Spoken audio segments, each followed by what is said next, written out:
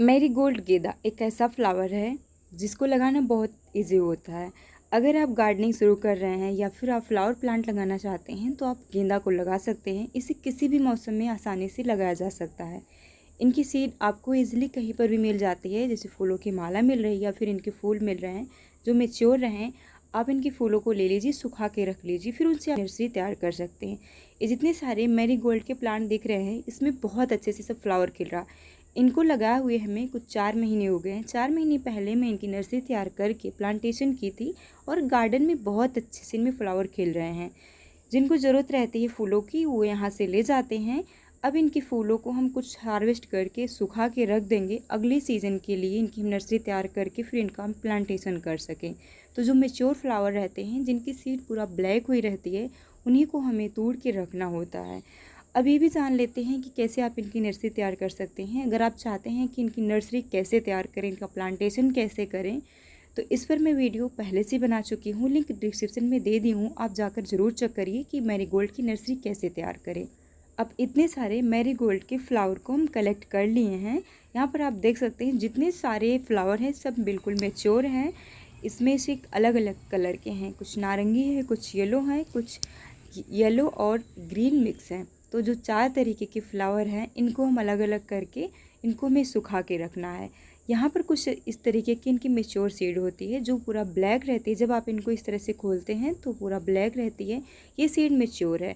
इसे आप सुखा के अगले सीज़न के लिए रख सकते हैं। तो अगर आपको अच्छी क्वालिटी के इनके फ्लावर मिल जाते हैं तो आप सुखा के ऐसे रख सकते हैं। जो अच्छी क्वालिटी के फ्लावर होते हैं उनमें बहुत अच्छे से फ्लावर आता है। करीब 3 से 4 महीने तक फ्लावर इसी तरीके से आता रहता है। तो ये जो फ्लावर थे हमें काफ़ी अच्छी रिजल्ट दिए और जो हमको ये फूलों की माला थी वो काफ़ी अच्छे फ्लावर उसमें खिले हुए थे। सर्दियों के मौसम में ही इनकी फ्लावर की माला हमें मिली थी। जो घर पर आया था ये फूलों की माला, तो उनमें से जो मैच्योर फ्लावर थे उनको ही हम सुखा के रखे, उनसे नर्सरी तैयार किए, जो आप रिजल्ट सामने देख सकते हैं। तो अगर आपको कहीं से इनके फ्लावर मिलते हैं जो मैच्योर रहें तो आप भी इस तरह से सुखा के इनकी नर्सरी तैयार कर सकते हैं। इनमें अलग अलग तरीके के फ्लावर मिल जाते हैं।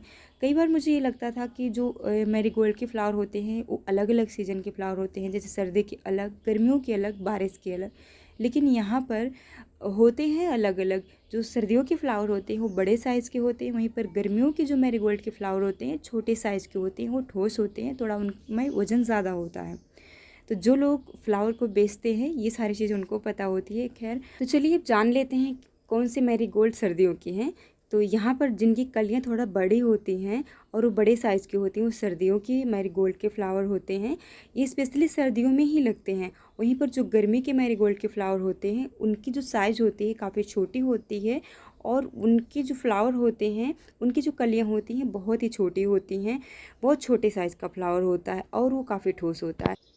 अब यहाँ पर आप देख सकते हैं हमारे हाथ में 3 तरह का मैरीगोल्ड का फ्लावर है जिनका कलर येलो है और इनके जो फूलों की साइज़ है अलग है। जो सबसे बड़ा वाला है वो सर्दियों के मौसम में लगाया जाता है, जो छोटा वाला है गर्मियों के मौसम में।